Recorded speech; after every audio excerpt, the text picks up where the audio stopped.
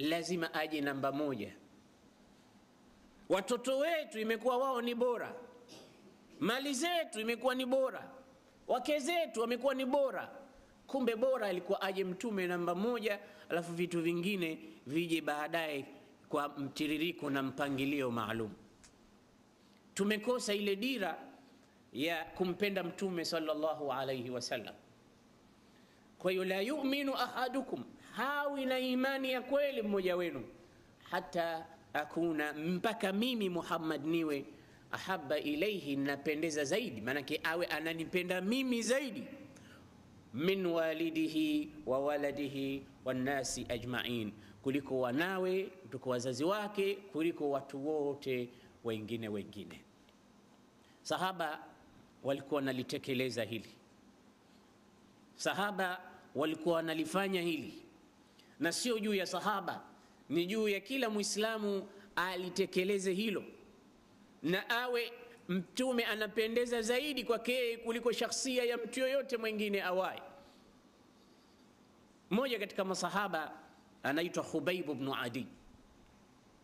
Huyu sahaba ni mmoja katika masahaba waliopata mitihani mikubwa, walokamatwa na makafiri wakateswa kwa sababu ya imani yao ya kumfuata mtume. Kwa nini hawakufuata miungu ya masanamu? Kwa nini hawakufuata mizimu yao, wamemfuata Mungu mmoja na kumfuata mtume Muhammad? Ikawa sababu ya huyu bwana kuteswa sana, mpaka ilifika hadi akaambiwa arudi katika dini yake ya zamani, lakini alikataa. Wakamwambia, maadamu umekataa tutakuua, tena mbele ya watu, iwe fundisho kwa wengine wanaojifanya wanampenda mtume, kwamba na wao tukiwakamata tutawafanya kama tunavyokufanya wewe. Khubayb ibn Adi akawa tayari kuuawa, lakini asimuasi Mungu na mtume. Akachukuliwa katika sehemu ya Maka pale pembeni kidogo panaitwa Tan'im, kafungwa mikono na miguu, huku anateswa anwa'an min al'adhab. Mwisho alipokuwa yuko karibu kukatwa kichwa na kuuawa, akawaambia, irra'aytum an tatrukuni an usalli rak'atayn faf'alu, ikiwa mnaweza kuniachia angalau nisali rakaa 2 tu, kabla an taqtuluni, kabla hamujaniua. Najua mnaniua, lakini nakuombeni ikiwa mtaweza nipeni nisali rakaa 2 tu, alafu baadaye mtafanya kazi yenu. Wale wakaona tumpe nafasi hiyo, wakamfungua minyororo walikuwa wamemfunga. Khubayb ibn Adi akaelekea katika musalla, akapiga rakaa 2 hafifu. Zilikuwa ni rakaa 2 nzito, lakini kwa maoni yake alikuwa anasema hizi ni rakaa 2 hafifu. Alipopiga salamu akasema, laula an tadhunnu anni ataltu as-salata jaza'an min al-maut lastakthartu min as-salah. Alipopiga salamu, ingesema ingelikuwa siogopi kwamba mtanidhania nasali sana na rakaa nimezifanya refu kwa sababu naogopa kufa, ingekuwa siogopi mtasema hivyo, ningesali zaidi ya nilivyosali. Lakini naogopa nikifanya sujudi refu mtasema anajitia anasali sana, naogopa kukatwa kichwa huyo, lakini ningesali kuliko hivi nilivyosali. Kisha baadaye akatoa salamu, wakamchukua wakaanza kumkata vinyama. Kabla ya kumua hawakumkata kichwa tu, mara wanakata kidole kidogo, mara wanakata kidole cha mguu, mara wanakata sikio kidogo, mara wanakata mdomo, wanakata vipande. Alafu wanamuuliza, atuhibbu an yakuna Muhammadan makanaka wa anta najin? Wewe unajitia unampenda Muhammad, unaonaje adhabu unayoipata? Je, unapenda hii sehemu ambayo wewe upo sasa iwe badala yako aletwe Muhammad nawe uokoke na adhabu hii? Yani, je, unaonaje akureplace Muhammad katika adhabu hii, ili upate kwenda kupumzika na wanao na kuhitajia nyumbani kwako unahitajika, na utakuwa wewe huna tena adhabu kama hii? Atuhibbu an takuna najin wa Muhammadun makanak, je Muhammad ndo yuko hapa, wewe uokoke, unaonaje? Akasema wallahi la uhibbu an akuna aminan fi ahli wa waladi wa Muhammadun yukhadhu bishauka, hakika sipendi niwe salama kwa watoto wangu, kwa ahli zangu, na huku Muhammad hata mwiba unamchoma, sitaki umchome huko aliko, achilieni mbali kuwa hapa, huko aliko huko, basi yukhadhu bishauka, mwiba kumchoma sitaki umchome, mwacheni akae kwa salama, mwacheni awe katika neema, wala msimtaje kwa ubaya. Hii ni picha moja ambayo tumeichukua, ni madkhal ya kuingia katika somo letu la leo, vipi masahaba walivyokuwa wakimpenda nani? Mtume sallallahu alaihi wasallam. Anasema mwiba kumchoma mtume sitaki umchome, sio hivi mnavyonifanya.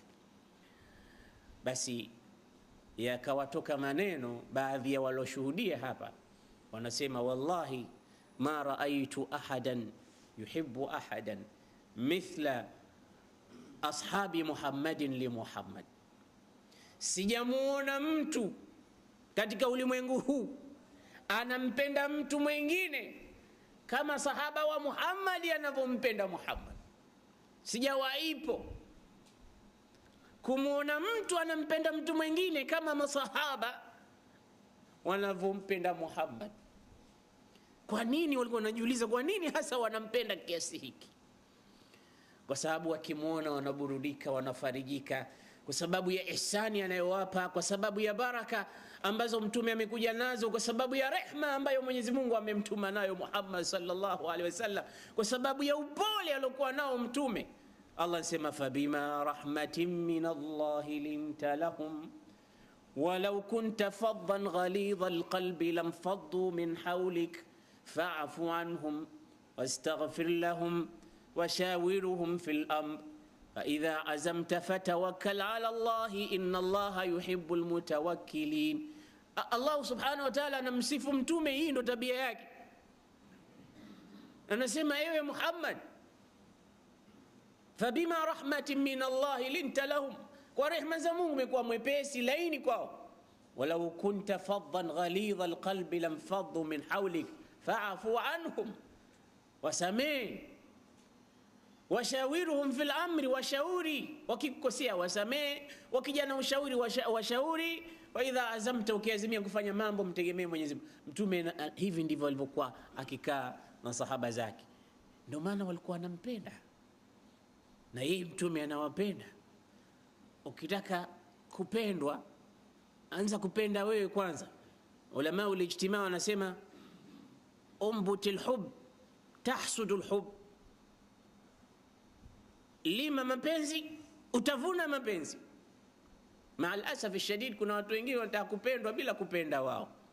Sahaba ridwanullahi ta'ala alaihim walikuwa wanampenda mtume, na mtume alikuwa anawapenda wao, akawa mkali juu ya masahaba zake, akamwambia wallahi la tasubbu ashabi fawalladhi ba'athani bilhaqqi law anfaqa minkum mithla uhudin dhahaban lama balagha nusayfa, msiwatukane masahaba zangu, kama mtu katika nyinyi atatoa mfano wa Jabal Uhud hafiki hata nusu ya masahaba zangu walivyofanya.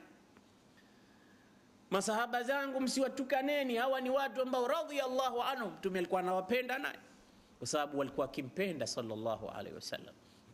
Ndugu Waislamu, tutakuta kwamba sababu hii ya mapenzi ya sahaba ya kumpenda mtume wao ndio iliwapelekea wao wakawa yukbiluna ila alkhairat wa yudbiruna anir radhila, wanayafanya mambo ya khairi makubwa makubwa na mambo ya shari mengi wanayapa mgongo, wakawa katika mstari wa mbele, kwa sababu dafi'ul hubbi iliyokuwa katika nyoyo zao ndio iliyokuwa inawafanya wao wawe mstari wa mbele katika haya mapenzi. Daiman wa abadan, mahala popote pengine utayapata yanafanya maajabu.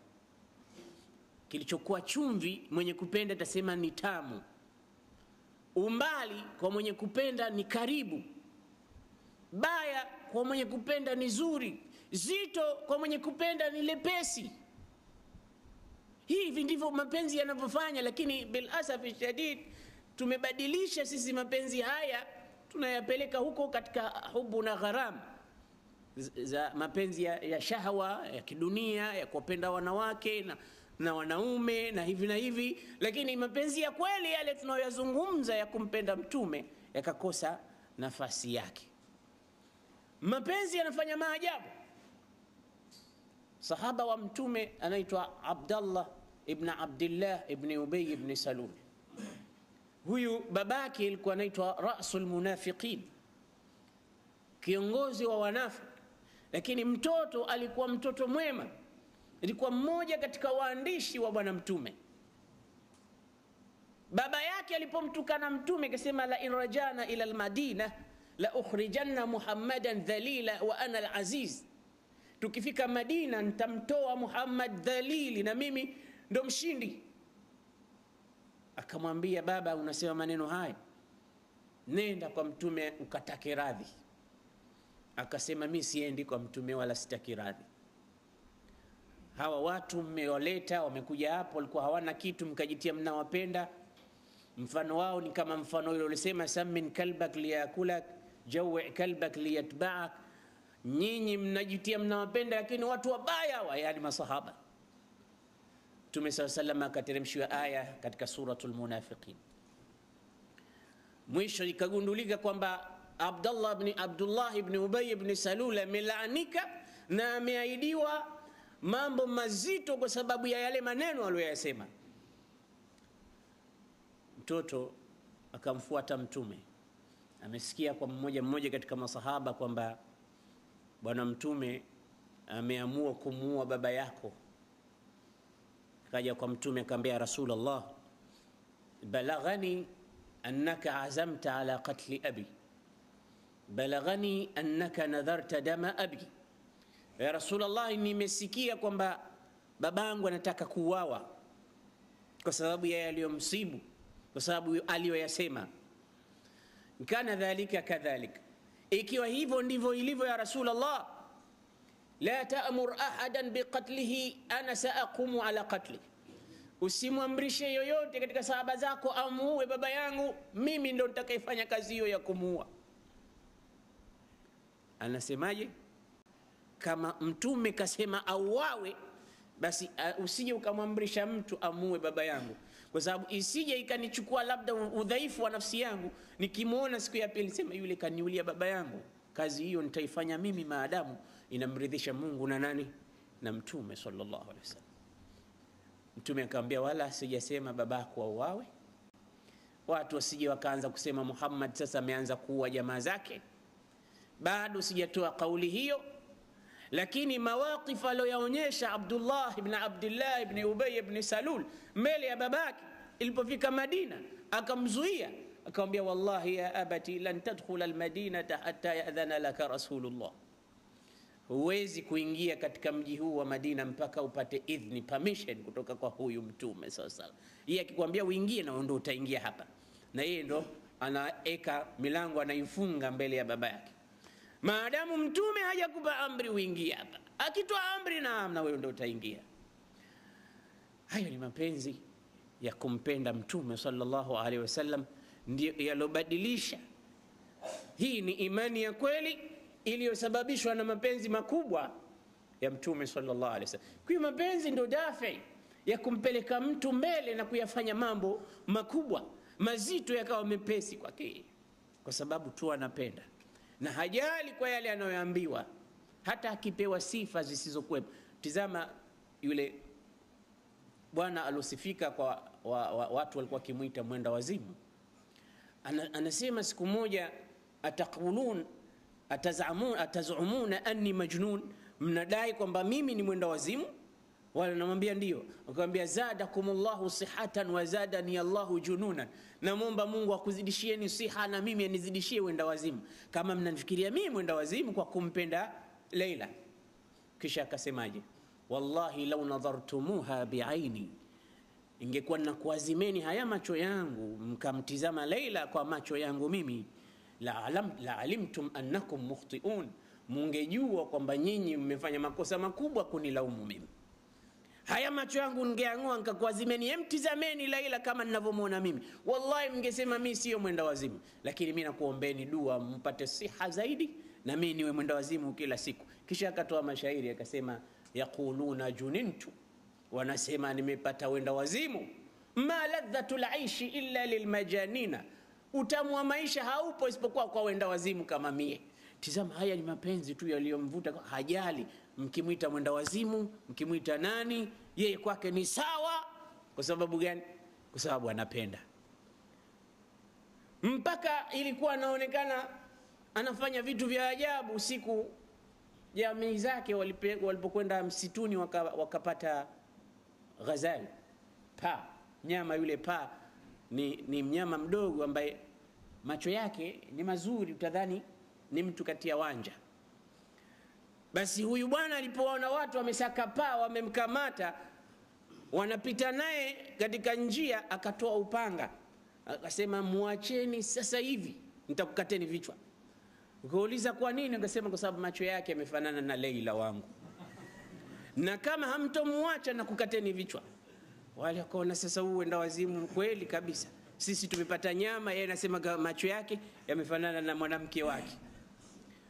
Mwisho wakaona wale kama hawakumwacha kweli watakatwa, wakamwachia. Walipomwachia akamkamata, kaenda naye hatua fulani, alafu akamweka chini, akamwambia nenda zako uko huru. Yule paa kahisi hasa kwamba huyu mtu amemtetea, akapiga hatua 2-3, paa akazunguka, akamtizama yule bwana majnun.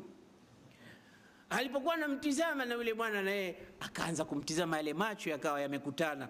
Akasema, ainaki ainaha, kweli macho yako kama macho yake Laila, wajiduki jiduha, na shingo yako kama shingo yake Laila, laula anna azma as-saqi minki raqiq, lakini tu mfupa wa muundi wako wa mguu ni mwembamba, wa Laila hauko mwembamba.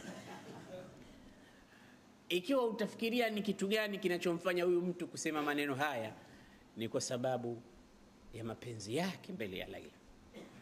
Mapenzi haya ndiyo yalikuwa anafanya mpaka kila kitu yeye anaona kinamfaa Laila, watu wengine hawakiwafai. Kitu kizuri anakipeleka huko kwa sababu moyo umependa. Kisha anasema, idha ajazatil ainu ar-ru'yak, ikiwa jicho litashindwa kukuona, waruhu al-luqyak, na hata roho ikishindwa kukukamata, innal qalba lan yansak, huu moyo wangu hauwezi kukusahau, kwa sababu hapa katika moyo ndo mahala pako. Ikhwatal iman, sahaba ridwanullahi ta'ala alayhi, mapenzi yao yalikuwa ni ya kweli, yale mapenzi ambayo bwana mtume sallallahu alayhi wasallam ameyatangaza kwamba Mwenyezi Mungu atawauliza siku ya kiyama watu, aina almutahabbuna bijalali alyawma udhilluhum fi dhilli yawma la dhilla illa dhill, wako wapi walikipendana kwa ajili ya Allah? Wako wapi walikuwa mapenzi yao wakipendana ulimwenguni kwa sababu ya Mungu? Leo nitawaeka katika kivuli, siku ambayo hakuna kivuli isipokuwa kivuli chake ambacho Mwenyezi Mungu amekiweka siku hiyo kwa ajili ya wapendanao. Wapendanao hakika hawasubiri tarehe 14 Februari wakapelekana maua. Mwaka mzima wanakerana, siku moja tu ndio wanapendana abada, kila siku wanakuwa wanapendana. Wapendanao kwa hakika hawana haja ya kwamba amenipa zawadi au amefanyaje. Haya ni mafundisho ambayo tumeyaona katika sira ya Sayyiduna Muhammad sallallahu alaihi wasallam. Na mmoja katika wafanyikazi walikuwa katika nyumba ya mtume, Maula, mtu ambaye alikuwa akimtumikia mtume, jina lake anaitwa Thauban. Thauban maula Rasulillah. Al-Imam al-Baghawi katika kitabu chake anasema, siku moja bwana mtume sallallahu alaihi wasallam aliingia nyumbani kwake, akampata Thauban maulahu. Huyu bwana yuko katika jitimai, simanzi, huzuni, ngozi ya mwili wake imebadilika rangi. Mtume akauliza kumefiwa, akauliza nini kilichomfanya huyu bwana yuko katika hali kama hii, rangi yake sio ya kawaida, au labda mgonjwa anaumwa. Mtume akabidi amuulize, ma bika ya Thauban, una nini ewe Thauban? mbona ngozi yako imebadilika, hali yako uso umesawijika, uko katika hali si ya kawaida, abika marad, unaumwa, abika waja, kuna mahala popote panakuuma? Akamwambia Rasulullah, ma bi maradun wala waja, siumwi, sina maradhi yoyote, lakini istawhashtu ank, lakini umekuwa mbali nami, nimepata wahsha shadida, nimekuwa ile loneliness, ule upweke, baada ya kwamba wewe umeghibu muda mrefu sikuoni. Nimewaza hapa nilipo sasa, nafikiria ikiwa ni hapa duniani umeondoka muda mchache sikuoni, hali yangu imekuwa hivi. Fadhakartu al-akhirah, nikakumbuka akhira ya Rasulullah, wa alimtu annaka satanalu ad-darajata ar-rafi'ata fil janna, kwa hakika nimekumbuka kwamba wewe utapata daraja ya juu peponi. Huko peponi kipata daraja ya juu, bainama ana in dakhaltu al-janna, mimi kama Mungu atanijalia kuingia peponi, basi sitopata daraja, saakunu fi adna manzilati min manzilatik, daraja yangu itakuwa ndogo kuliko daraja yako hapo ikiwa nitaingia peponi. La, nimeingia motoni, lan araka ba'daha abada, ndo sitokuona tena. Sasa hilo ndo lilikuwa linaniliza hapa, niko peke yangu nalia. Ikiwa duniani hivi, je, akhira kama mimi na yeye tutakuwa mbali mbali, itakuwaje? Si nitakuwa napata shida mimi tu? Thauban analia huzuni kwa sababu ya Mtume sallallahu alaihi wasallam. Mtume sallallahu alaihi wasallam, zile aya zikamshukia, ومن يطع الله والرسول فأولئك مع الذين أنعم الله عليهم من النبيين والصديقين والشهداء والصالحين وحسن أولئك رفيقا. na yeyote mwenye kumwamini kumtii Mungu na mtume, basi hao ni miongoni mwa wale watu ambao watakuwa pamoja na watu wema, miongoni mwao manabii, mashahidi na wasema kweli, na watakuwa katika hali njema siku hiyo, urafiki wao mzuri, watakuwa katika mahala ambapo kwamba ni penye kufurahisha, katika jannatul firdaus wa riyadhiha. Kwa hiyo usiwe na wasiwasi maadamu hapa unamtii Mungu na mtume na unampenda. Almar'u ma'a man ahabba yawm alqiyama, mtu atakuwa pamoja na mpenzi wake siku ya kiyama. Wengine walikuja kumuuliza, ya Rasulullah, mata saa, kiyama ni lini? Akamwambia, madha a'adadta lisaa, umeandaa nini kwa ajili ya kiyama? Akasema, ya Rasulullah, ma a'adadtu laha kathira salawat wala kathira ibadat. Ya Rasulullah, sikuandaa sala nyingi za sunna wala ibada nyingine zozote zile, ghaira annani uhibbu Allah wa rasulahu, isipokuwa mimi nampenda Mungu na mtume wake. Mtume akasema, abshir fa anta ma'a man ahbabta yawm alqiyama, bishara njema, wewe utakuwa pamoja na yule umpendaye siku ya kiyama. Sahaba wakaendelea kuonyesha mfano juu ya mapenzi yao ya kumpenda mtume sallallahu alaihi wasallam. Thauban akaambia, usiwe na wasiwasi, kama kweli unampenda Mungu na mtume wake unampenda, utakuwa pamoja nao siku ya kiyama. Wanachuoni wa history wanasema katika vita vya Uhud kulitokea msiba mkubwa haujawahi kutokea, wa mtu kuwakosa afradu min ailatihi, wanafika 6 mpaka 7. Mama mmoja, watoto wake 4 walifariki, walipata shahada, walikufa mashahidi katika vita vya Uhud. Kisha mume wake, kisha baba yake, na kisha kaka yake. Watu wote hao wamekufa kwa siku moja. Watu wakasema, ama leo fulani atakuwa amefikwa na msiba. Sasa watu wakitoka vitani kule wanakwenda kule kutoa habari tu, fulani stushhid, fulani stushhid, abshir, baba yako kisha kuwa shahidi. Sasa wanaanza, tutamwambia vipi huyu, tumwanze vipi? Watoto wake 4 wamefariki, baba yake na mumewe na kaka yake. Sasa watu walipokuwa wanakuja majumbani, yeye yuko njiani anauliza. Swala la kwanza anauliza, akhbiruni madha fa'ala Rasulullah, nielezeni vipi mtume hali yake. Kumwambia, kutila abuka, baba yako ameuawa. Kumwambia, akhbiruni madha fa'ala Rasulullah, mtume vipi? Kumwambia, akhuk, na kaka yako pia, wa zawjuk, na mumeo. Baada nasema, akhbiruni madha fa'ala Rasulullah, watoto wako wameuawa wote 4. Asema, mimi nataka mniambie na mtume vipi. wakasema la zala fi qaid alhaya, yuko hai mtume bado anaruzukiwa. Akasema basi kama yuko hai nionyesheni nimuone, isije ikawa mnaniondoshia hofu tu.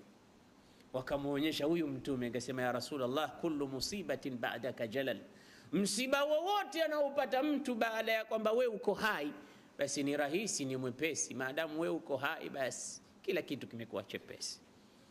Alhub, mapenzi ya kweli. Watu hawa leo wakizungumzwa katika historia tunaona kama ni kubahatisha, tunaona kama ni hadithi ambazo zimetungwa tuna watu kwa ajili ya kuwapeleka watu usingizi uondoke, au watu kuwatisha wapate kumpenda mtume. Hii ni mifano ya kweli kabisa ambayo la ghubara alai imetokea, na mifano mingine zaidi inakuja. Bwana Mtume sallallahu alaihi wasallam alipotoka Makka kwenda Madina,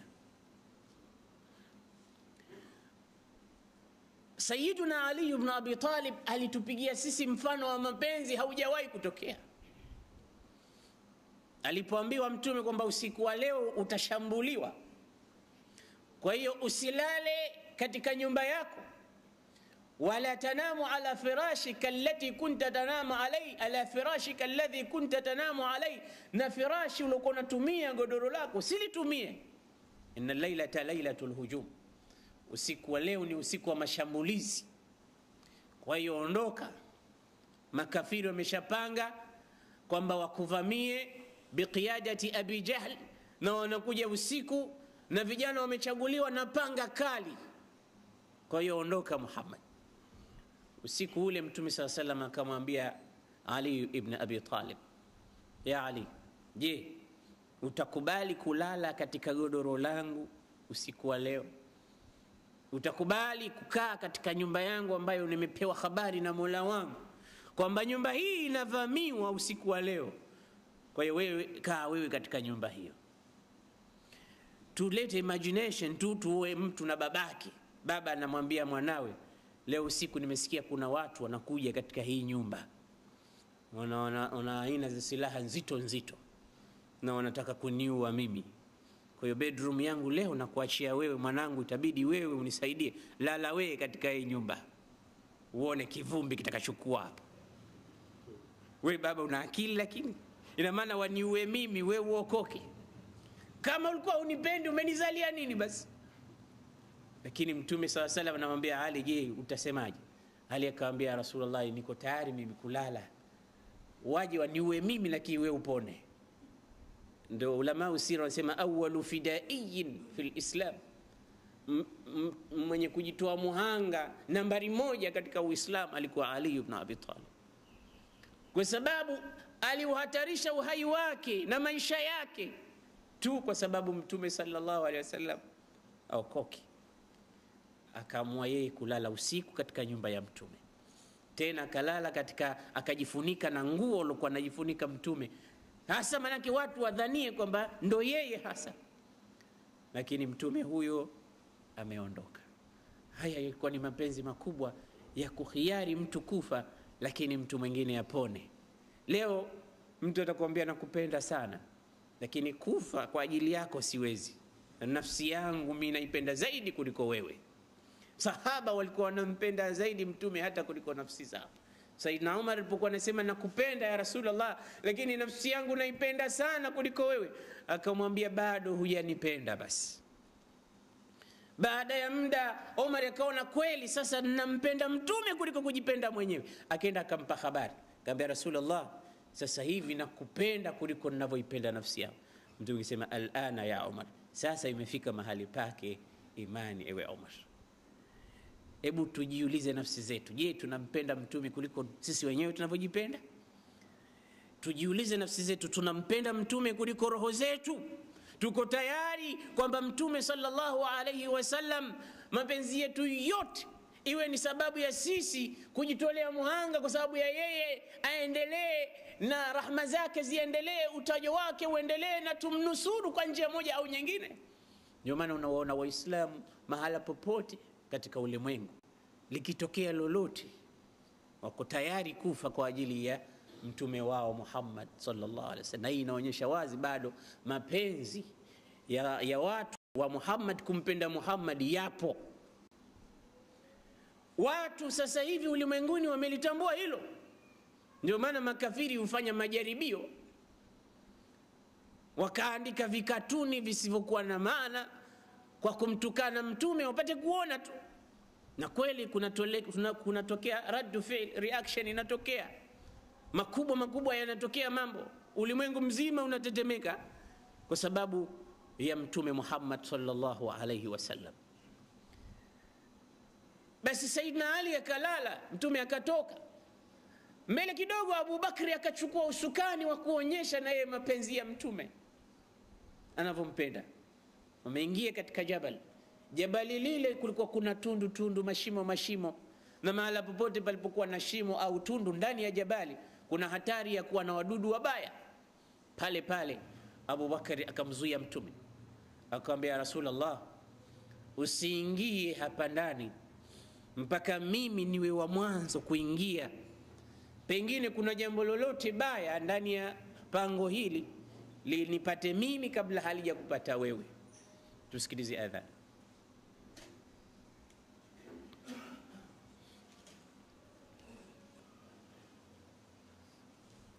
Watukufu wa Islam, Abu Bakr as-Siddiq radhiyallahu ta'ala anhu wa arda, akaingia yeye kwanza katika shimo, katika pango lile, kwa maana kwamba ikiwa kuna hatari yoyote basi imsibu yeye kabla haijamsibu mtume sallallahu alaihi wasallam. Na hii ikionyesha jambo, basi inaonyesha mapenzi makubwa ya Abu Bakar alivyokuwa anampenda mtume sallallahu alaihi wasallam. Kwa sababu unapojitolea udhurike wewe, lakini yule umpendaye asidhuriki, unakuwa umefika katika ile level ya mapenzi ya hali ya juu. Mwenye kusema anasema inna akhaka alhaqa man kana ma'ak. Sayyidina Ali ibn Abi Talib alikuwa akisema hakika ndugu yako wa kweli ni yule ambaye yuko pamoja nawe katika kila jambo. Wa man yadhurru nafsahu liyanfa'ak, na yule ambaye anaweza kujidhuru nafsi yake kwa sababu ya kukunufaisha wewe. Wa man idha raibu zaman fadhahak shattata fika shamlahu liyajma'ak, na yule ambaye mambo yakikutanza, malimwengu yakikusibu, matatizo ukiwa ndio umeingia katika matatizo, yuko tayari yeye kukata kwake, kuvunja kwake kwa ajili ya kuunga kwako. Saidina Ali alikuwa anaonyesha vipi mtu mwenye kumpenda mwenzake kiukweli anaweza kusacrifice. Ndio Imam Shafi katika abiyati refu kidogo anazungumza jambo hilo kwa kina kirefu, anasema idha almar'u la yalqaka illa takallufan fada'ahu wala tukthir alayhi ta'assufa fa fi an-nasi ibdalun wa fi tarki raha wa fi al-qalbi sabrun lilhabibi walau jafa la kullu man tahwahu yahwaka qalbuhu wala kullu man qad sayfaytahu laka qad safa إذا لم يكن صفو الوداد طبيعة فلا خير في الحب يذيع تكلفا ولا خير في خل يخون خليله ويلقاه من بعد المودة بالجفا وينكر عيشا قد تقدم عهده وينكر حبا وينشر سرا كان بالأمس في خفا سلام على الدنيا إذا لم يكن بها صديق وفي يصدق الوعد منصفا. Imam Shafi anasema ikiwa mtu hana moyo, katika moyo wake hakuna sifa, idha lam yakun safu alwidadi tabi'atan, usafu wa moyo, mapenzi ya kweli hayapo, mtu ukimkaribia, ukimkimbilia, yeye anakukimbia. Ukimnyoshia mikono, yeye anaipiga mikono yako. Ukimkamata ili upate kumuokoa, yeye anakusukuma ili aanguke. Maana kila ukijaribu wewe kuwa karibu na yeye zaidi, na yeye anatafuta njia za kuwa mbali nawe.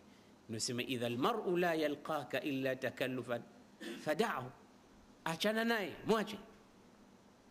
wala tukthir alayhi taassufa, usikithirishe asafu nyingi. Fa fi nnasi bidalun, wapo watu wengine, badilisha. Wa fi tarki rahatun, na kuacha kukereka na kukerwa utapata raha na utapumzika. Wa fil qalbi sabrun lilhabibi wa injafa, na katika moyo unapaswa uwe na subra ya kweli, lakini kwa mtu mwenye kupenda, habibi, mpenzi wa kweli, uwe na subra. Wa injafa, hata kama atafanya tabia ambayo si nzuri ya kukukata, ya kukukosea, lakini maadamu ni mpenzi wako, kuwa na subra naye. La kullu man tahwahu yahwaka qalbuhu, sio kila unalolipenda au kila unayempenda na yeye anakupenda. Wengine unampenda yeye anakuchukia. Wala kullu man qad safaitahu laka qad safa, wala sio kila ulomsafiania na yeye kaisafi nia yake kwa ajili yako.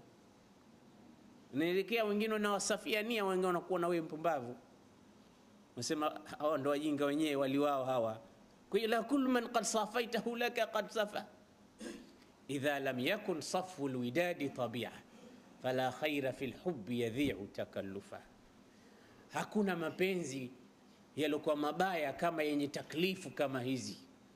Wala khaira fi khillin yakhunu khalilahu, wala hakuna khairi kwa mpenzi mwenye kumfanyia khiana mpenzi wake. Wayalqahu min ba'di almawaddati biljafa, wala hakuna khairi kwa mtu ambaye anamlipa maovu mpenzi wake.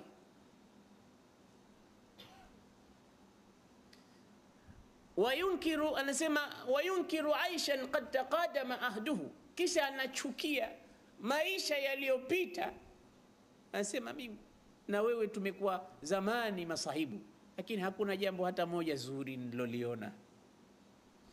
Wayanshuru sirran kana bil amsi fi khafa, na anatoa siri ambazo jana zilikuwa hazipo, zimefichikana. Mwisho akasema idha lam yakun safu alwidadi, anasema salamun ala dunya, amani iwe juu ya dunia.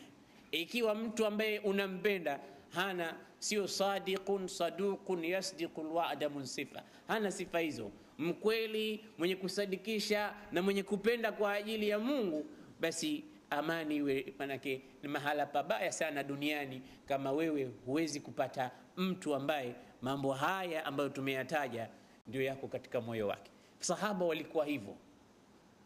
Mtume Muhammad sallallahu alaihi wasallam akaingia katika pango lile, Abu Bakar katika kila shimo ndani ya pango akaweka vitambara au akaliziba kwa kutumia vitu maalum vya kuziba pale mashimo yale, asije watu wakaja wakaona ndani kwamba mtume yumo, Abu Bakar yumo, au kukatokea kitu chochote kibaya. Sasa kuna shimo moja ambalo amekosa kizibio cha kuziba pale, ikabidi aweke mguu wake, na huku mtume amechoka, ikawa amelala katika miguu ya Abu Bakr as-Siddiq radhiyallahu anhu. Pale pale mtume amepata usingizi, kumbe lile tundu liko pale lilikuwa kuna mdudu anaitwa aqrab, nge. Na nge tunamjua anavouma, anauma vibaya, akikutoga kidogo utasikia mpaka katika mishipa yako ya fahamu unapata habari. Abu Bakari aliumwa na huyu mdudu, lakini kwa kuwa mtume amelala hakutikisika. Ule uchungu wake ilibidi chozi litoke, likamwagika, likamwangukia mtume katika uso wake. Ndio mtume akapata kuamka, akawauliza kuna nini Abu Bakar? Akamwambia Rasulullah, nimeumwa katika shimo hili. Akitizama mguu umebadilika rangi, mtume SAW akapuliza tu katika mguu wake pale pale, maumivu yakadisapia. Kisha kisa hiki kinanikumbusha Imam Malik rahmatullahi alayhi, Malik ibn Anas, imami Dar al-Hijra, katika watu ambao sio masahaba walikuwa lakini wakimpenda mtume. Alipokuwa katika darasa yake, wanasema wanafunzi wake, siku moja tulimuona mwalimu umebadilika rangi ghafla. Imam Shafi alikuwa mweupe kama karatasi na alikuwa mzuri wa sura. Sasa unapokuwa mwili umepata kitu gharib, rangi inabadilika. Pale pale ikawa amebadilika, huko anasomesha hadithi na hivi na hivi.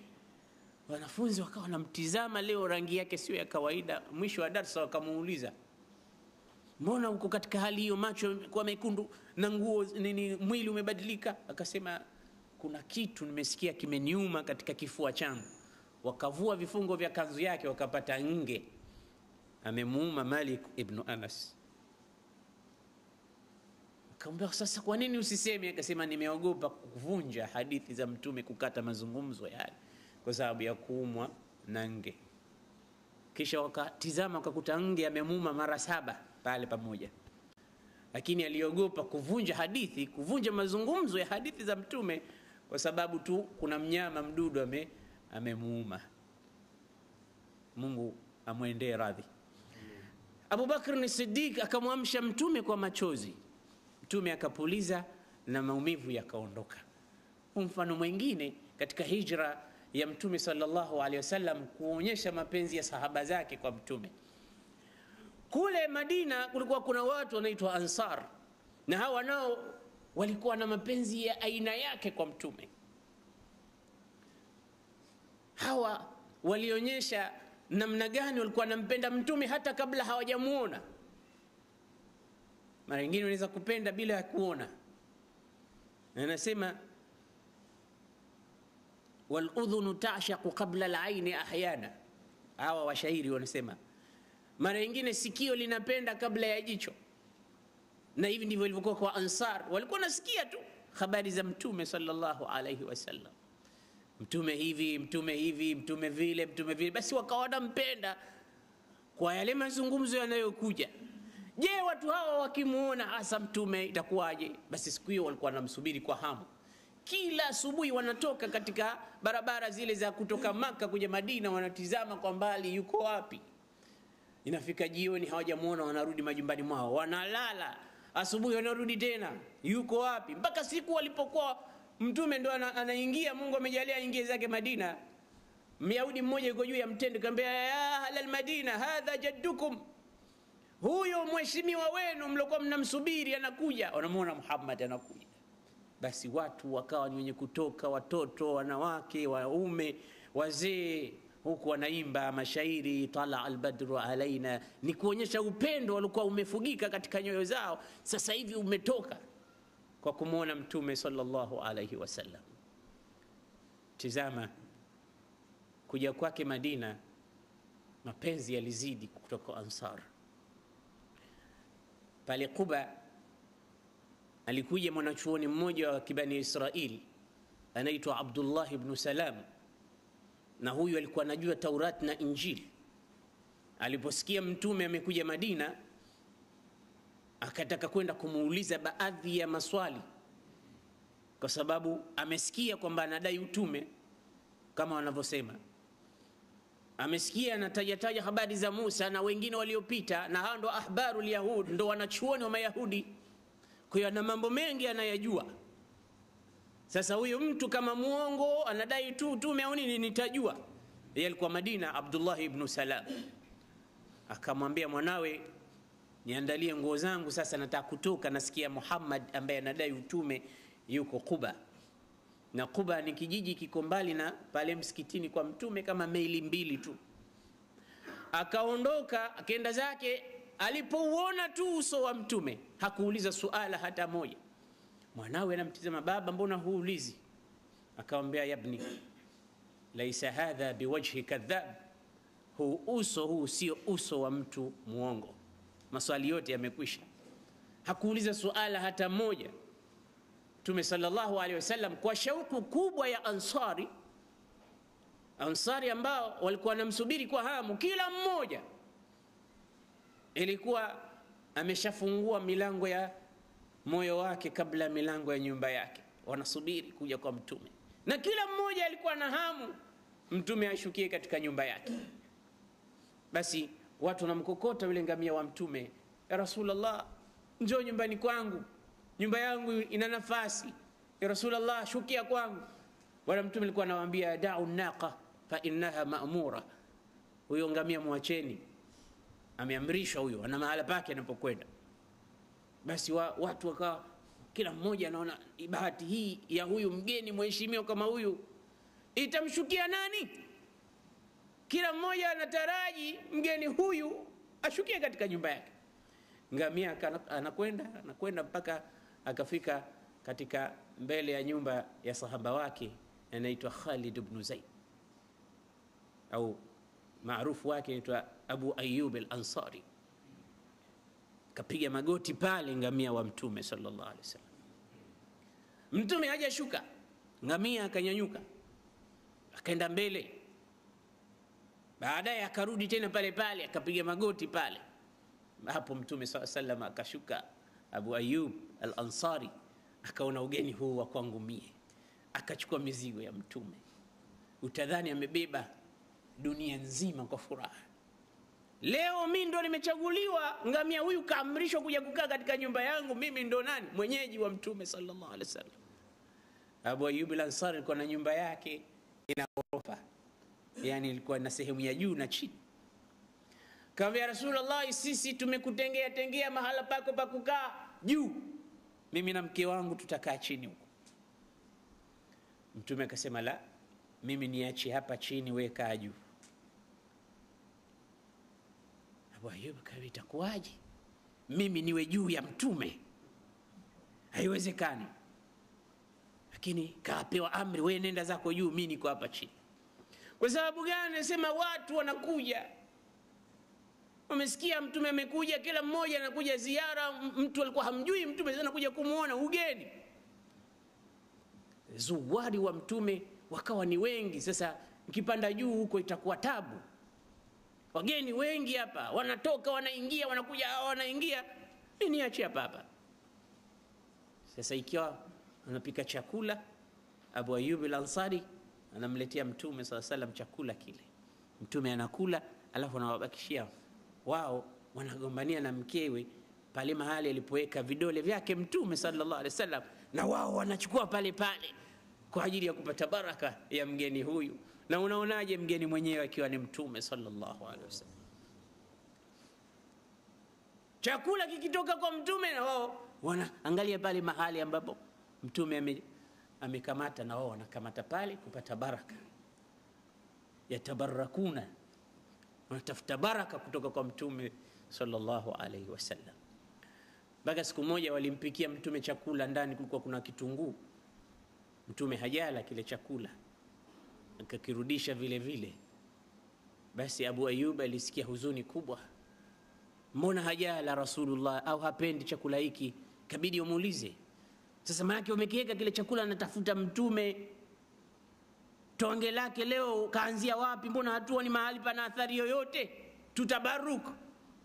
Chakula kiko vile vile. Ukamuuliza ya Rasulullah, akaambia kuna kitunguu, kuna mti ambao si upendi, thawm, na mimi ni mtu ninaongea, unaji, kuna viumbe watakatifu, kuna watu. Mtume sallallahu alaihi wasallam alikuwa ni msafi wa ghaya, hapendi hata kusikia mtu anasema kuna harufu mbaya inatoka kutoka kwako. Alikuwa halipendi hilo. Na mara nyingine akizungumza na watu, akimwona, alikuwa anamuona baadhi ya mtu meno yake yamekuwa rangi manjano. Rangi manjano kwa maana hakupiga mswaki.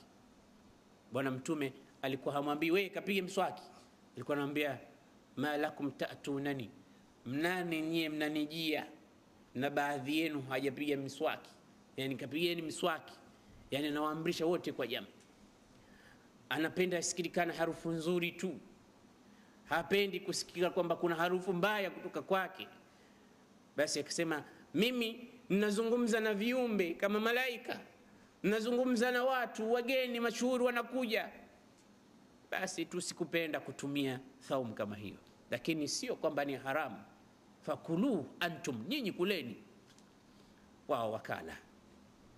Tizama, baada ya muda sasa Abu Ayyub wamelala usiku, lakini bado moyo wake haumpi kwamba itakuwaje mimi na mke wangu tuko juu, Mtume yuko chini. Akamuuliza mke wangu, hivi wewe umeridhika awe Mtume yuko chini yetu, sisi tuko juu? Akaambia sasa mwenyewe ndo amekubali, itakuwaje? Akamwambia la, mimi lazima kesho nitamwambia hii ghorofa hii haitufai sisi, kwa sababu tunakuwa baina wahyin wa rasulillah. Tunakuwa juu kuna wahi, alafu sisi, alafu chini mtume. Ayui, maana wahi unakuja huko, alafu katikati tuko sisi, alafu chini huko mtume. Haiwezekani. Kaenda tena kwa mtume, kaambia Rasulullah, mimi nataka uende juu, sisi turudi chini, kakae huko ya Rasulullah. Mtume akasema, Aba Ayub, usiwe na wasiwasi, nimeridhika mwenyewe. Usiku kulikuwa na mtungi wa maji huko juu, ukavunjika. Mwanzo mwenyewe alikuwa na hofu, asema ya Rasulullah, idha taharraktu, ninapotembea huko juu, tanathara alghubaru alayka faadhak, mavumbi yanatukutika juu ya kichwa chako, inakuudhi ya Rasulullah. Mwendo wetu huko unapotembea hivi, mavumbi yote yanakuangukia wewe ya Rasulullah. Sasa ule mtungi ule ulipovunjika, maji yakawa yanaanza kudondoka. Watu wenyewe maskini, lakini umaskini wao wanataka kumfaidisha mtume afurahi. Yeye na mkewe ikabidi wanapiga deki usiku kucha. Tena wanasema tulikuwa tunapigia deki na nguo moja hatuna isipokuwa hiyo hiyo, ilikuwa ndo bedsheet yetu, tukaichana chana, tunafutafuta maji li alla yasila almau ila rasulillah, ili maji yasifike kwa mtume akamuudhi. Wote wameingia kazini, si mume wala si mke. Leo wewe piga deki na mke uonekane na utambiwa bushoki. Na haya yote walikuwa wanafanya yasimfike mtume sallallahu alaihi wasallam, maudhi. Sayyidina Abu Ayyub al-Ansari mwisho akashuka chini, akamwambia Rasulullah, inni akrahu an akuna a'la mink, mimi nachukia niwe juu yako na wewe uwe huku chini ya Rasulullah. Mimi siwezi tena, itabidi wewe uende juu. Mpaka mtume ikabidi apande juu. Akapanda juu Sayyidina Muhammad, ile tabaka ya juu, wao na mkewe wakarudi zao chini. Ndugu Waislamu, mifano ya masahaba juu ya mapenzi ya kumpenda mtume wao ni mengi, na laitani tutakuwa tunamzungumza kila sahaba kwa mapenzi alokuwa anayaonyesha kwa mtume sallallahu alaihi wasallam, hatuwezi kumaliza. Lakini tunachukua tabakat, nubdha, muktatafat katika mapenzi ya hawa masahaba. Mtizame Sayyidina Bilal ibn Rabah al-Habashi. Huyu bwana ambaye katika wale watu ambao walimwamini mtume sallallahu alaihi wasallam mwanzo kabisa, na wakawa wanamnusuru, na wakawa wanafanya yote kwa ajili ya kumfanya mtume awe na furaha tu, awe amewaridhia, wakitumika wanatumika kwa ajili ya mtume. Siku moja watu wanawafanyia istihzai, Bilali, Suhaibi, Abdullah ibn Mas'ud na wenzake wanatembea wamevaa shuka tu, juu hakuna kitu chochote, wamejistiri na jasho linawatoka. Ni watu mafukara. Makafiri wanamuuliza, ya Muhammad, ala yu'dhika rihu haula, ya Muhammad, ina maana husikii harufu mbaya ya majasho yao hawa? Halafu hawa ndo watu natuambia eti sisi tuje tuamini tuwe pamoja nao tukisali rakaa sala zile za kufunga sala na zile safu za sala msikitini. Eti mimi bwana mkubwa kama mimi Abu Jahl, safu yangu hii na Bilal yuko pembeni hapa na hawa majasho yao kama hivi, mimi nije pale, unafikiri sisi tutakufuata? Inabidi wafukuze hao kwanza kama unatutaka sisi tuje tuslimu. Wakiondoka hao tutakuja sisi. Qur'ani ilikuwa inawajibia hawa watu. Mwenyezi Mungu Subhanahu wa Ta'ala anamwambia mtume wake, wasbir nafsaka ma'al ladhina yad'una rabbahum bilghadati wal ashi yuriduna wajhahu wa la ta'du 'aynaka 'anhum turidu zinata alhayati ad-dunya. Vumilia, subiri, wala usionyeshe kubadilika. Hawa wanampenda Mungu na mtume, kaa nao. Hawa wanakuambia maneno hayo ni watu wanataka mapambo ya dunia, na dunia si chochote kwa mwenye kumpenda Mungu na mtume. Kipenda utaona kila kitu kinakuwa sahali. Ndio yule mwanamke alikuwa anampenda katika mutasawwifat, anamwambia Mwenyezi Mungu, laitaka tahlu wal hayatu mariratun walaitaka tarda wal anamu ghidabu walaita alladhi baini wa bainaka amirun wa baini wa baina alalamin kharabu idha sahha minka alwiddu falkullu hayyinun wa kullu alladhi fawqa at-turabi turabu. Hawa ni wapenzi. Anasema watu wote wakasirike, mie sijali kama Mwenyezi Mungu hujakasirika, una furaha nami. Anasema maisha yawe chungu kila pembe, lakini utamu wa mimi kupendwa na wewe Mwenyezi Mungu na kuniridhia utanitosha kutokamana na uchungu wa maisha yote ya dunia. Iwe nimeharibikiwa kila upande, lakini nimejengekewa vizuri kati yangu na kati yako ya Rabbi, mimi sijali. Idha sahha minka alwud, ikiwa najua kwamba mapenzi yako ya Rabbi yapo, unanipenda mimi, falkullu hayyin, kila kitu kwangu kimekuwa rahisi. Wa kullu alladhi fawqa turabi turabu, na kila kilichokuwa juu ya mchanga mimi nakiona ni mchanga tu, iwe dhahabu iwe almasi iwe nini, kwa sababu nakupenda ya Rasulullah, nakupenda ya Allah. Haya ni mapenzi ya hawa watu. Abu Ayyub al-Ansari, Sayyidina Bilal ibn Rabah al-Habashi, alikuwa ni muadhin wa Mtume sallallahu alaihi wasallam, ambaye siku Mtume alipokuwa anataka rai tufanye nini ili tuitane kwa ajili ya swala, mmoja katika sahaba zake akalala usiku, akaota kuna mtu anazungusha kengele anaiuza. Ndani ya usingizi akamwambia, niuzie mimi kengele hiyo. Akamuuliza, unataka kufanyia nini?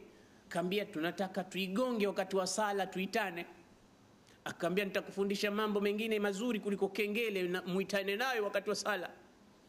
Sema Allahu akbar, Allahu akbar, adhana yetu hii mpaka mwisho. Akamwambia sawa. Yule mwana kazindukana asubuhi, akamfuata Mtume. Akamwambia, Rasulullah, usiku nimemwota mtu anauza kengele, nimemwambia niuzie ili tuitane nayo katika sala. Akanifundisha maneno, akanambia haya ni mazuri kuliko kengele. Maneno gani? Akamwambia Allahu akbar, Allahu akbar, ashhadu an la ilaha illa Allah, mpaka mwisho wa adhan. Akamwambia innaha la ru'ya haqq, hiyo ni ndoto ya kweli kabisa, lakini wewe ulikuja nayo maneno haya, alimha Bilal, mfundishe Bilal, innahu anda minka sautan, Bilal ana sauti nzuri kuliko yako. Mtume alikuwa na ile siasa ya rajulul munasib fi makanil munasib, rajulul munasib fi makanil munasib, mtu afae mahala panapofaa. Sio kila mtu anambia wewe nenda mahali, wewe huwezi hili utaweza hili. Maadamu huyu kaota yeye ndoto, hakuambia wewe ndio utakuwa muadhini, kasema hii japo umeota wewe, lakini mfundishe Bilal. Kila mmoja na kazi yake. Angalia, Mtume alikuwa anajua siasa hii. Sio kila kitu nataka kufanya wewe, jambo mingine mpe huyu, mwingine mpe huyu, huyu anafaa hapa mpeleke pale, huyu anafaa kule mpeleke pale. Ndio siasa ya Sayyiduna Muhammad ya huruma na watu wake. Bilal akawa muadhini wa Mtume kutokea wakati huo, mpaka Mtume alikuwa kila mara akimwambia arihna biha ya Bilal, ebu tustareheshe, tupumzishe, tuingize katika burudani kwa sala. Basi anaambiwa aqimu sala, ndio Mtume anaburudika. Kumbe burudani ya Mtume yakiingia katika sala. Sisi leo tunasema arihna minha, tupumzishe, tumechoka nayo. Kuna watu wanatamani watangaziwe, waambie basi kusali jamani, nimesali muda mrefu. Lakini sala ndo kipumbazo cha watu, wanakuwa wanaburudika. Ndivyo alivyokuwa Mtume. Kuna sahaba akatoa sadaka bustani yake, kwa sababu kasali katika shamba lake, akamwona ndege anaruka kutoka katika mti mpaka mtu mwingine kwa madaha, na ndege wa shambani wengine wana rangi nzuri. Basi fataallaqat ainahu bitair, macho yake yakaganda. Yuko ndani ya sala, hajitambui tena, ameganda macho, anamtizama ndege. Alipotoa salamu hajui amesali raka 4 wala 5. Akaenda kwa Mtume akamwambia, Rasulullah, hii bustani langu nimelitoa sadaka kwa sababu limenishughulisha na sala yangu, naitia adabu nafsi yangu kwa kupenda mali. Wanafanya hivi. Basi Bilal alikuwa anaadhini mpaka Mtume SAW alipofariki. Bilal alikuwa akienda kuadhini, akifika ashhadu anna Muhammadar Rasulullah, anasema na kama Mtume anaingia, wakati Mtume kisha kufa hakuweza tena, anaanguka, anazimia, anapoteza nafahamu. Watu wakawa hawaisikii tena sauti ya Bilal baada ya kufa Mtume. Sio kwa sababu gani? Hawezi kumiliki nafsi yake kwamba Mtume hayupo tena, na yeye akiadhini ashhadu anna Muhammadar Rasulullah, nakumbuka Mtume anafungua pazia yake, huyo anaingia katika sala. Leo hamuoni tena, anaanguka. Watu wanambembeleza Bilal, vipi sauti yako hatuisikii tena. Ina maana ulikuwa unamwadhinia mtume tu. Jamani, sio hivyo, siwezi kuona kwamba mtume hayupo tena mpenzi wangu. Basi hakuadhini tena mpaka kaenda zake Sham huko.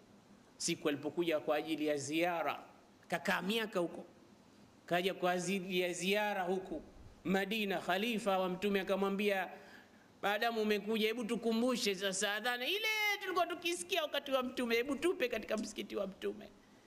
Bilal akajiandaa kaadhini tena, lakini alipofika shahadu anna Muhammadar Rasulullah, kilio hakikuwa kwake yeye tu, na kwa walikuwa wanamsikiliza walomuona mtume, masahaba ridwanullahi ta'ala alayhi, wote walikuwa nalia kwa ajili ya shauqan ila Rasulillah, wanatamani angekuwa yuko pamoja nao wakati ule.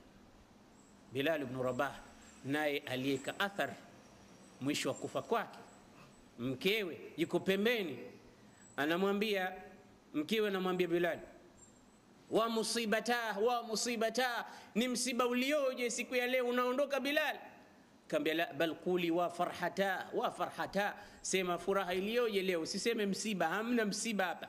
Ghadan alqa al-ahibba Muhammadan wa sahba, kesho nakutana na wapenzi wangu Muhammad na masahaba zake.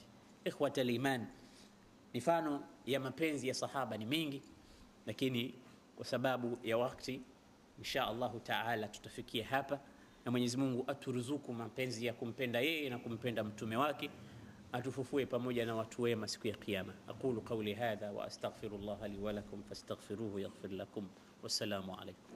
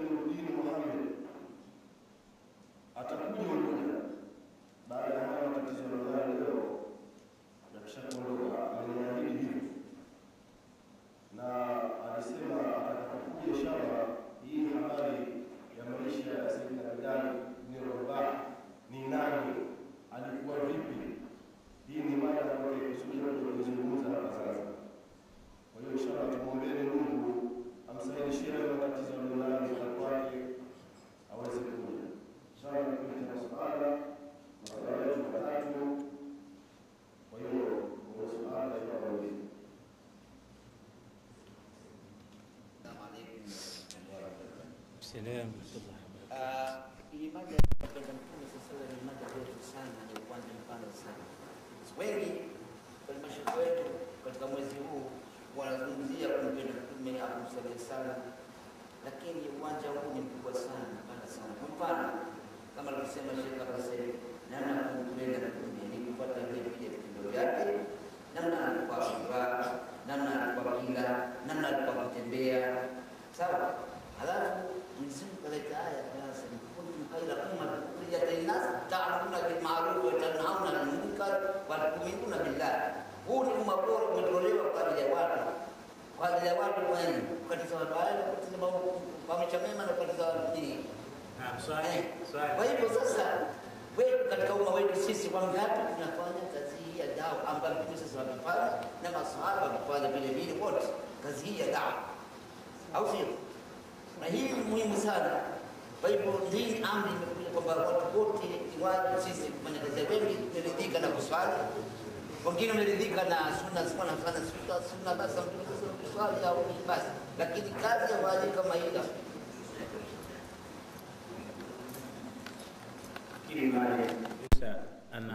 hakuwa na swali, lakini alikuwa anatushajiisha kwamba moja katika kumpenda Mtume sallallahu alaihi wasallam ni kufanya kazi yake alikuwa anaifanya, kazi ya da'wa. Na insha Allah taala hii tunaofanya hapa ni kazi ya da'wa. Kwa hiyo ni moja katika kudhihirisha kwamba tunampenda Mtume sallallahu alaihi wasallam kwa sababu tunaifanya kazi yake ya da'wa ambayo alikuwa akiifanya kwa muda wa maisha yake yote, na sisi inshallah tuifanye, na huu ni mwanzo mwema wa kuifanya kazi hiyo, na Mungu atatupa taufiki inshallah. Asante Maalim Jussa kwa tafsiri yako nzuri.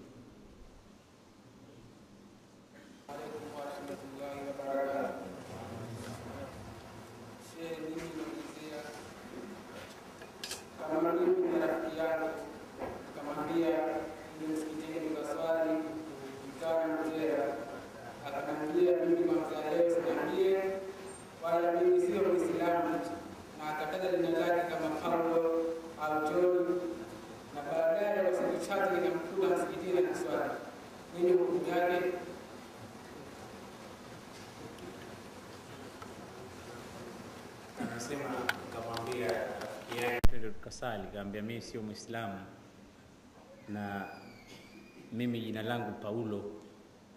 Alafu baadaye anasema akaenda akamuona msikitini anasali, nini hukumu yake?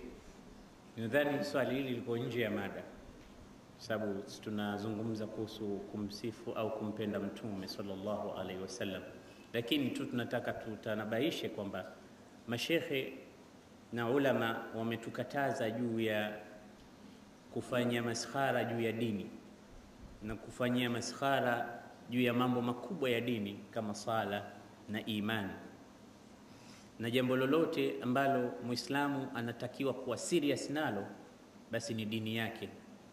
Na kuna watu wamekufuru kwa sababu tu ya kufanya maskhara, kuifanyia dini, na bali yeyote ambaye atafanyia maskhara Qur'ani au kumfanyia maskhara bwana Mtume sallallahu alaihi wasallam, kwa sababu tumezungumzia kumpenda Mtume, ukafanya maskhara wewe Muislamu na Mtume sallallahu alaihi wasallam na dini yake, basi ulama wanatuambia utahukumiwa kama wewe ni kafiri, kwa sababu umeifanyia istihzai Qur'ani au umemfanyia istihzai bwana Mtume au umefanyia istihzai chochote kile katika nguzo za Kiislamu ambazo ni 5. Kwa hiyo lazima Muislamu awe makini na yale anayoyasema kutoka katika kinywa chake. Sio kila jambo unalifanyia maskhara tu. Mambo ya swala, ya ibada, ya dini hayahitaji maskhara, na unaweza kutoka wewe katika dini na kutoka katika imani kwa sababu tu ya maskhara yako katika vitu vikubwa kama hivi. Kwa hiyo tunawahusia watu wasifanye maskhara katika mambo ya dini. Swali.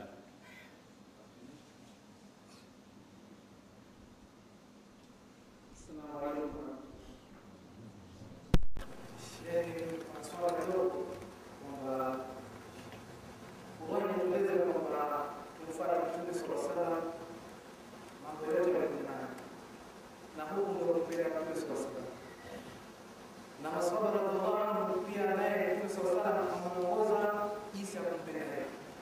Sasa waswahaba ndio hapa, je, katika hawa maswahaba baada ya kutoka Mtume sallallahu alaihi wasallam, je, wao walikaa kushanyana kama tunavyofanya sisi hapa kila mfungo 6 tukawa na msifu Mtume kama tunafanya sisi maswahaba? Walifanya hivyo? Wanaomba swali.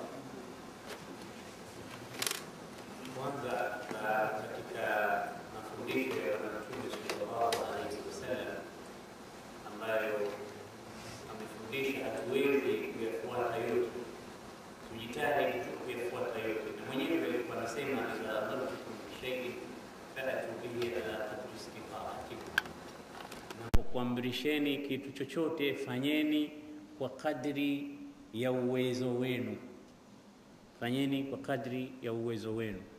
Na sunna maana yake yuthabu fa'iluhu wala yuaqabu tariku, anapata thawabu nyingi mwenye kufuata mwendo wa bwana mtume na sunna zake, na hapati dhambi yule mtu ambaye hatakuwa ni mwenye kufuata zile baadhi ya mambo ya sunna ambayo mtume sallallahu alaihi wasallam ameyasema. Kwa suala la kwamba je, baada ya mtume sallallahu alaihi wasallam kuondoka watu walikuwa nakusanyikana, mimi nadhani mngeuliza hivi, je, hivi ambavyo watu wanataja historia za bwana mtume katika vikao vya maulidi kama hivi tunavyofanya siku ya mfungo sita, walikuwa masahaba wakifanya? Nadhani swala hili litakuwa umeliuliza vizuri zaidi, kwa sababu wanachofanya watu katika mfungo sita ni kitu gani? Maulidi. Nini maulidi? Ni kutaja sira ya bwana mtume sallallahu alaihi wasallam na kumsifu na kumsalia na kusoma Qur'ani na kutoleana mawaidha na kukumbushana. Sasa haya walikuwa wanafanya masahaba? Kama walikuwa wanafanya na sisi tunafanya, kama walikuwa hawafanyi, ndio nafikiri ndio ilikuwa swala muhimu kuliuliza. Bila shaka walikuwa wanafanya, kwa sababu walikuwa wanafundishana mtume alikuwaje, wanasifiana. Hasa kuna milango, viungo kimoja kimoja vya mtume alikuwa akivisifu. Uso wake ilikuwa kadha, pua yake ilikuwa kadha, na sisi tumejua mtume alivyo kutokana na sahaba walivyokuwa wanamtaja mtume sallallahu alaihi wasallam wasfu wake.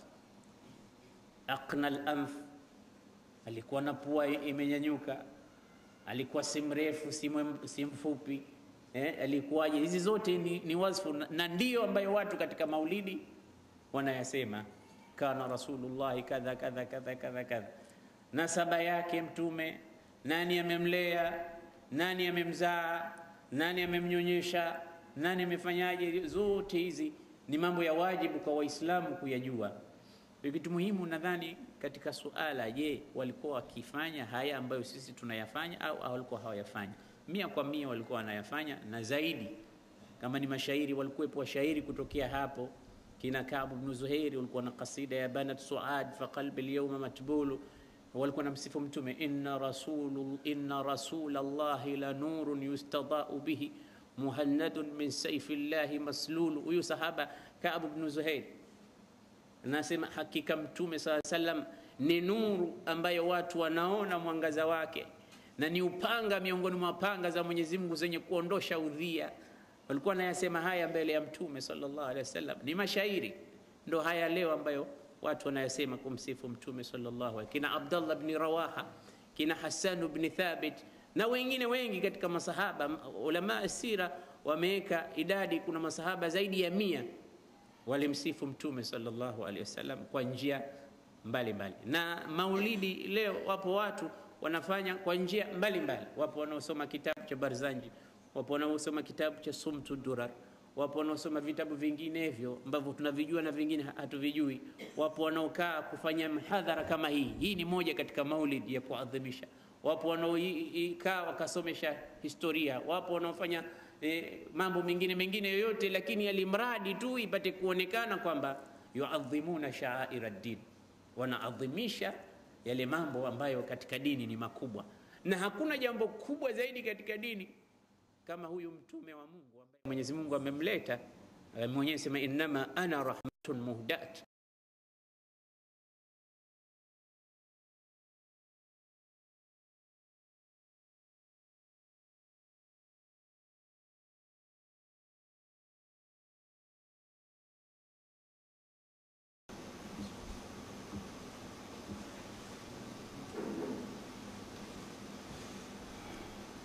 أعوذ بالله من الشيطان الرجيم. بسم الله الرحمن الرحيم. السلام عليكم ورحمة الله وبركاته. Ndugu Waislamu, tunabudi kumshukuru Mwenyezi Mungu kama kawaida kutupa uhai, uzima, pumzi za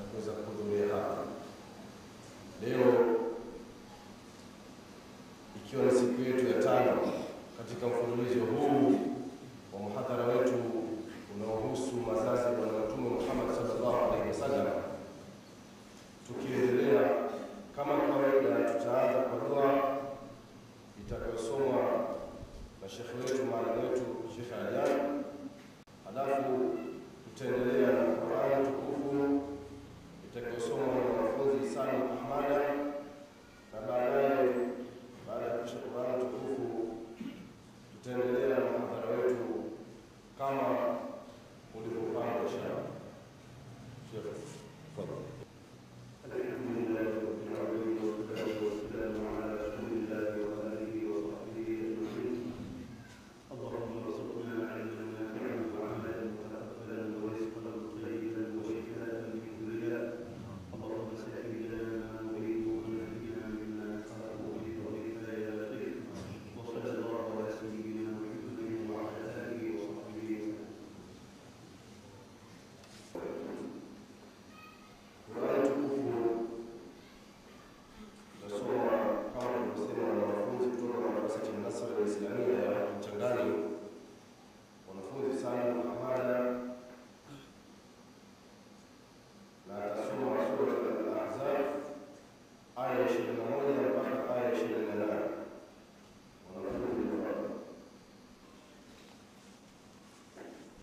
أعوذ بالله من الشيطان الرجيم.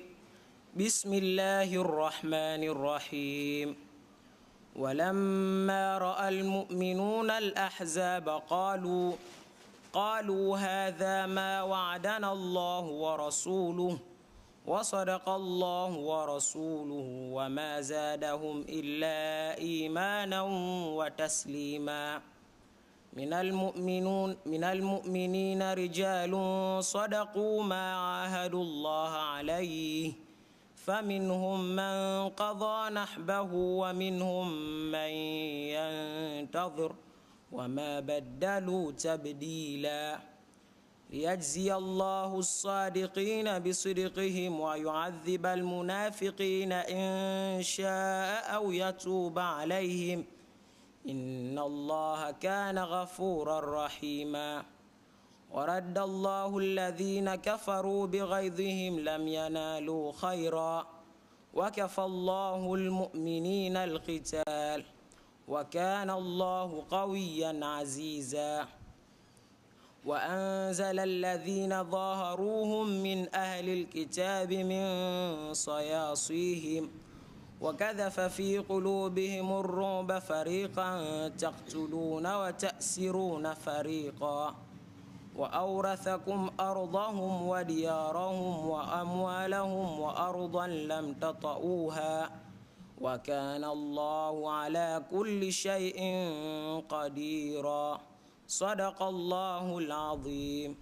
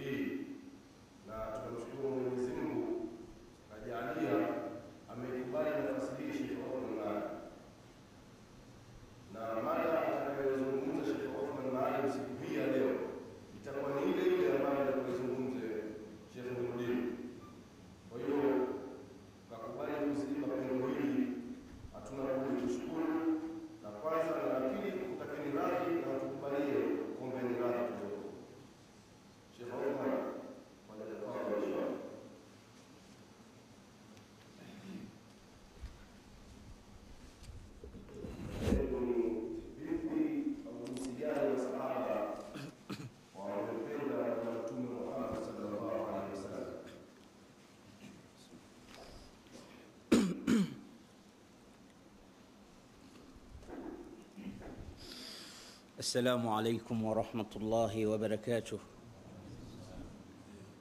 الحمد لله رب العالمين يا رب ارزقنا رضاك واغننا بفضلك عمن سواك واحشرنا في زمرة حبيبك ومصطفاك.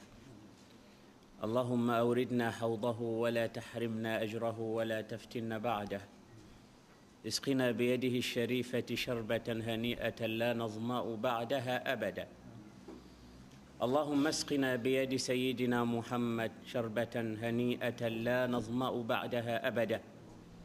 اللهم أخرجنا من الشقاوة إلى السعادة، ومن الإهانة إلى الكرامة، ومن الذل إلى العز، ومن السخط إلى الرضا، ومن النار إلى الجنة، ومن الفقر إلى الغنى، ومن الإساءة إلى الإحسان، ومن أنواع الشرور كلها إلى أنواع الخيرات كلها برحمتك يا أرحم الراحمين. وأشهد أن لا إله إلا الله وحده لا شريك له، وأشهد أن سيدنا ونبينا وعظيمنا وحبيبنا ومولانا محمد رسول الله. أشهد أنه بلغ الرسالة وأدى الأمانة ونصح الأمة ومحى الظلمة وكشف الغمة وجاهد في الله حق جهاده حتى أتاه اليقين. فجزى الله سيدنا وحبيبنا محمدا خير ما جزى به نبيا عن أمته ورسولا عن قومه.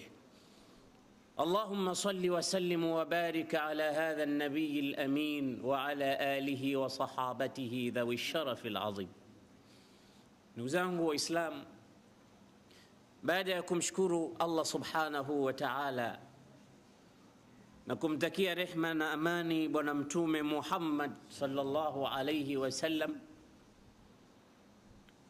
kama tulivyokwisha kutangaziwa kwamba nafasi hii ilikuwa ya Sheikh Nuruddin kutoka Dar es Salaam, lakini kwa sababu ya udhuru ambao umempata ametaadhar, na nafasi hii insha Allah nimepewa mimi kwa ajili ya kufikisha ile mada ambayo alikuwa amepanga shekhe kuja kuiwasilisha.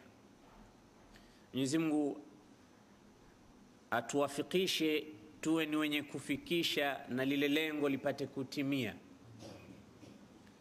Mada ambayo ilikuwa izungumzwe na shekhe, insha Allah nitajaribu kuizungumza mie, ni jinsi gani masahaba walikuwa wakimpenda mtume sallallahu alayhi wasallam. Na hapo tutazungumzia kuhusu mapenzi ya masahaba kumpenda mtume. Na hili neno mapenzi ni neno zito katika ulimwengu wetu wa leo, ambalo kwa kukosekana kwake ndo dunia imekuwa haina amani. Kalima alhub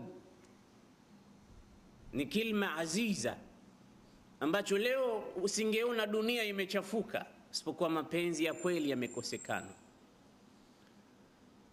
Nchi imeharibika, mapenzi hamna. Nyumba zimeharibika, mapenzi hayapo. Ofisi zimeharibika, ghabat kalimatul hub. Hata katika njia zetu na maskani zetu na vikao vyetu vyote vimeharibika, vimechafuka, kwa sababu yale mapenzi ya hakika ambayo yanatakiwa yawepo hayapo. Lakini siku yalipokuwepo, ulimwengu wote ulikuwa na amani, na wanashuhudia hayo wasiokuwa Waislamu. Mwandishi wa Ireland George Bernard Shaw anasema lau anna Muhammad ibn Abdullah, anazungumza mwenyewe, anasema ingelikuwa huyu Muhammad mwana wa Abdullah mtume wa Waislamu bainana fi hadhihi alayam, angekuwepo katika siku hizi ambazo sisi tunaishi, la halla mashakila alalami kullaha, angeyatatua matatizo ya ulimwengu mzima. George Bernard Shaw anakiri hivyo mwenyewe, anasema I have studied him, nimemsoma, nimemuona Muhammad, a wonderful man. Anasema ni mtu wa ajabu kabisa, mtu wa miujiza, mtu ambaye sijapatapo kumuona. Kisha alikuwa anasema mbele ya maneno haya, kwa mawazo yangu mimi George Bernard Shaw, huyu Muhammad ibn Abdullah, he must be called a savior of humanity. Yeye ndo ana haki ya kuitwa mwokozi wa wanadamu. Yeye ndo ana haki ya kuambiwa yeye ndo savior, mwokozi wa watu, kwa sababu wamemuona.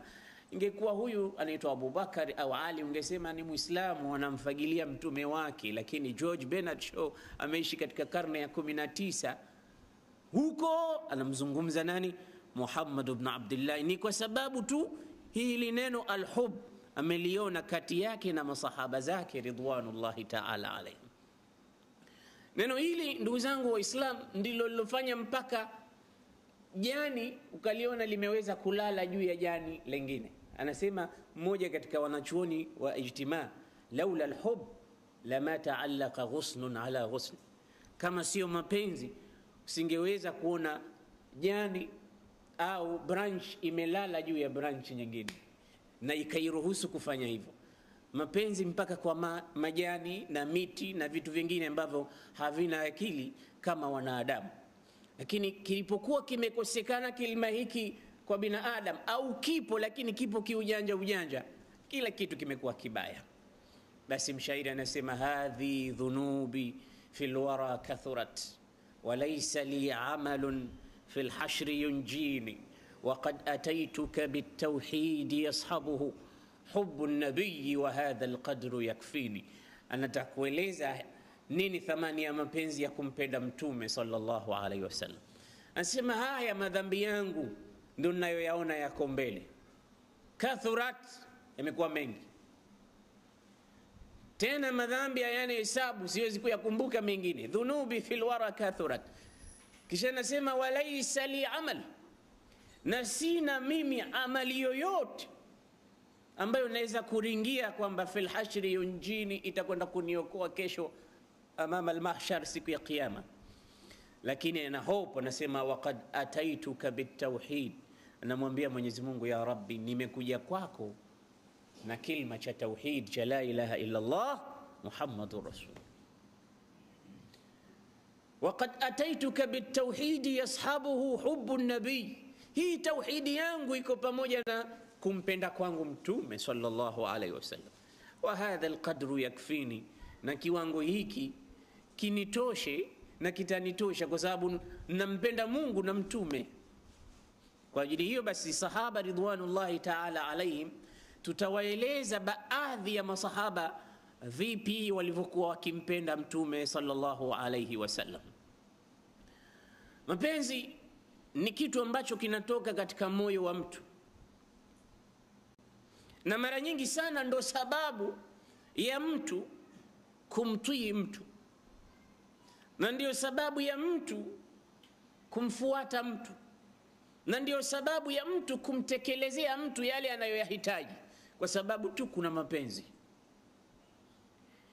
Na hii ni picha ambayo mara nyingi sana unaiona kutoka kwa mzazi mbele ya mtoto wake, au mtoto mbele ya mzazi wake, kutoka kwa mke mbele ya mumewe, au mume mbele ya mke wake, kutoka kwa rafiki mbele ya rafiki yake, na mifano hiyo.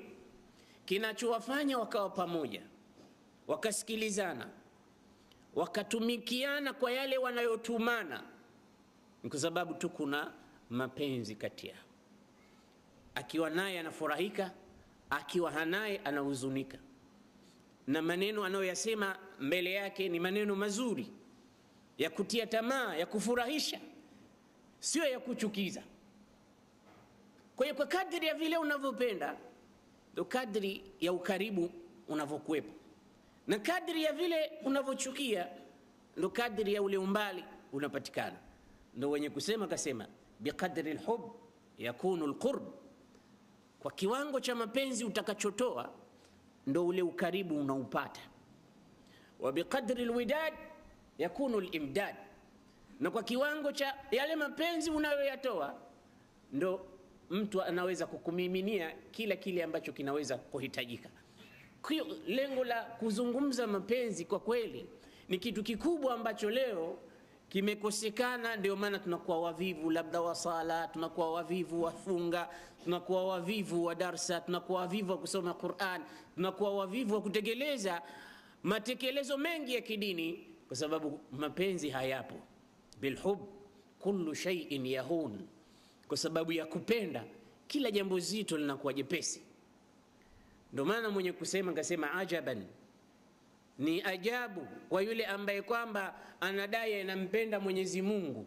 Anasema kaifa ta'sul ilaha wa tudhhiru hubbahu, ta'sul ilaha wa tudhhiru hubbahu, unamwasi Mungu alafu unadai kama unampenda.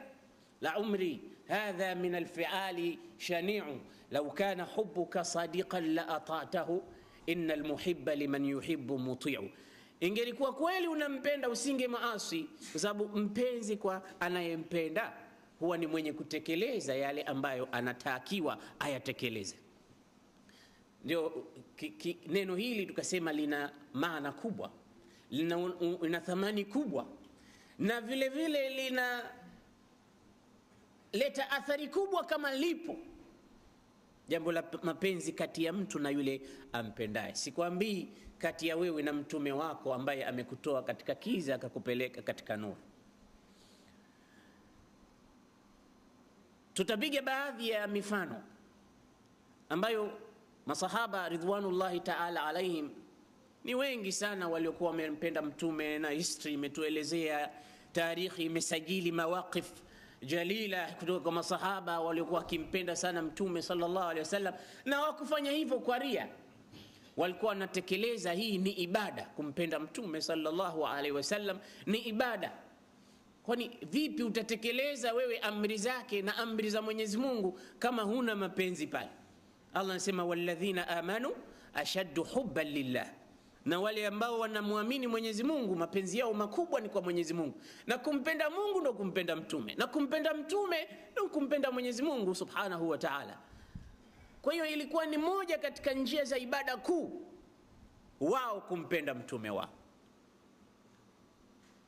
Mtume alisema siku moja, la yu'minu ahadukum hatta akuna ahabba ilayhi min walidihi wa waladihi wannasi ajma'in, hawi na imani ya kweli mmoja wenu mpaka mimi mtume niwe napendeza zaidi kwake kuliko baba yake na watoto wake na watu wote wa ulimwengu mzima.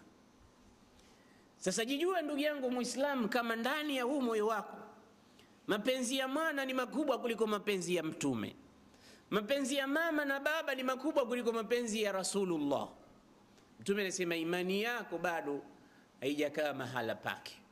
Unatakiwa umpende mtume, na ndivyo ilivyo hasa, kuliko mtu yoyote mwingine. Uwe tayari kwa bwana mtume sallallahu alaihi wasallam kuliko kuwa tayari kwa mtu yoyote mwingine kimapenzi ya kumpenda na kutekeleza yale ambayo mtume sallallahu alaihi wasallam anaamrisha.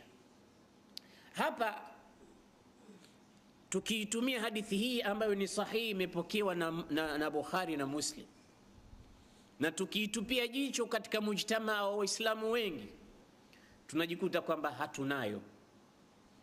Imekuwa wazazi wetu ni bora sana, haikuambiwa kwamba wao si bora, lakini ar-Rasul